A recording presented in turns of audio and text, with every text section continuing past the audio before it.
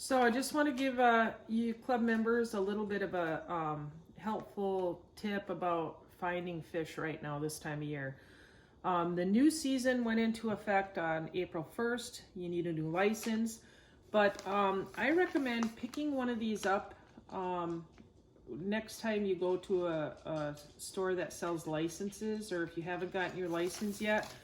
It's a regulation book that you get. This is one specific to trout regulations. And when you buy your license, if you get an inland trout stamp, you can fish all the streams and everything. You need a Great Lake trout stamps to fish Lake Michigan in the bigger water. But on the back of this, it's indicated by zones. So this is, if I go to page 19 here, that's where I live.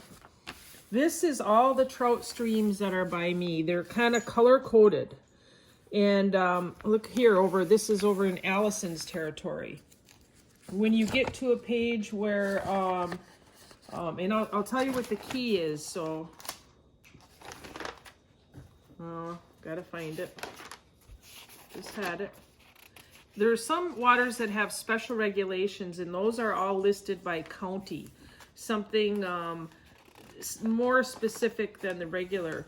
The color coding goes by, if the stream is green, there's no minimum size limit and you can keep 5. But it's all catch and release until the actual opening day, which is the first Saturday in May. So if you look at your map, you know, green, yellow, red, and black. Now here on the black, these are all tributary streams from the Great Lakes. So we're supposed to be steelhead fishing this weekend up on the Brule. And you can find steelhead on your own, and this little book is a great place to look in your area and find out a place to go early season trout fishing. It's catch and release, artificial baits only, no live bait. So this is a good book to pick up. That's what it looks like. Great maps in here. So I take this, and then I take a Wisconsingazetteer, which is the cover still on it? No, the cover is, oh yeah, here it is. This is a really handy book to get for shore fishing. Again, you can go to your county, figure out where you live, and that little box around it will turn to that page number. So I'm on page 77 here. So now I can see all these little lakes to explore with a kayak. I can see this is the Wisconsin River that runs through and all these little tributary streams.